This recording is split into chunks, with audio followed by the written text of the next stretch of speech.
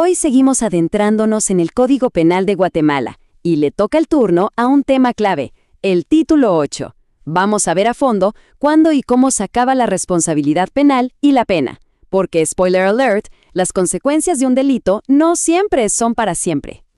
A ver, para arrancar pensemos en esto. ¿Puede una consecuencia penal, una condena, perseguir a alguien toda la vida? Uno pensaría que sí, pero la ley tiene una perspectiva muy interesante sobre el paso del tiempo y otras situaciones. Entender cómo funciona este reloj legal es importantísimo en el derecho penal. Este será nuestro mapa para hoy. Primero, vamos a ver la diferencia clave entre responsabilidad y pena. Después, analizaremos qué cosas extinguen cada una. Le pondremos la lupa a la prescripción y sus plazos. Y al final, cerramos con las conclusiones y les adelantamos de qué va el próximo tema. Ok, vamos a meternos de lleno. Lo primerito que tenemos que tener clarísimo es que el Código Penal hace una separación fundamental. Una cosa es la responsabilidad penal y otra, muy distinta, es la pena. Sí, van de la mano, pero para la ley son dos conceptos que tienen, digamos, vidas separadas. Fíjense en esto. Aquí se ve súper claro. La responsabilidad penal es como el hilo invisible que conecta a la persona con el delito que cometió. Es ese tú lo hiciste. La pena, en cambio, ya es la consecuencia práctica, el castigo que se impone. Y justo por esta diferencia, las razones por las que se extingue una y otra no son idénticas. Y ahí es donde se pone bueno. Bueno, empecemos por la raíz del problema, la responsabilidad. ¿Bajo qué circunstancias una persona ya no tiene que responder legalmente por un delito que cometió? El código es muy claro al respecto. Como establece el artículo 101 del Código Penal, hay 5 caminos para que esto pase. El primero es obvio, la muerte del procesado. El segundo, la amnistía, que es como un borrón y cuenta nueva que da el Estado. También está el perdón del ofendido, pero ojo, solo para ciertos delitos. El cumplimiento de la pena, claro, salda la deuda. Y por último, la prescripción, que es el poder que tiene el tiempo sobre la ley. A ver, hablemos de la amnistía. Como lo detalla el artículo 104, es increíblemente poderosa. Piensen que es como hacerle un reseteo de fábrica al delito.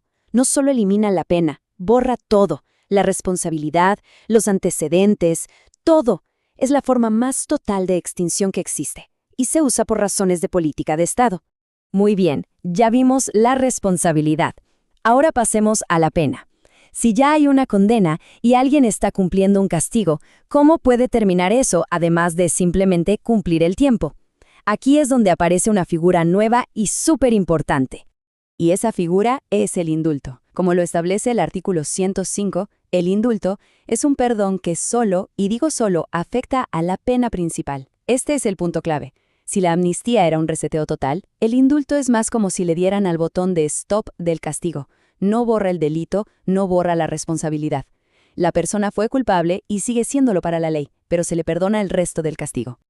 Y esta tabla es oro puro para entenderlo. Si comparamos lo que dice el artículo 101 sobre la responsabilidad y el 102 sobre la pena, vemos que casi todo aplica para ambas: muerte, amnistía, prescripción.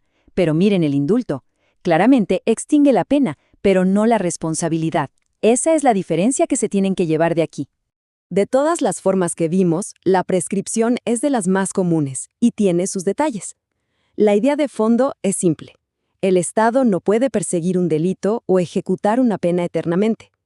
El tiempo, amigos, el tiempo tiene mucho que decir en el derecho penal.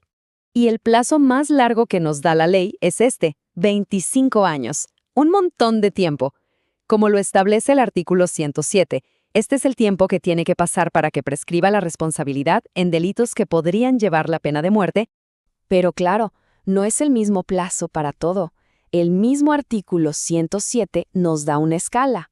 Para penas de prisión, el cálculo es el máximo de la pena más una tercera parte, con un límite de 20 años y un mínimo de 3.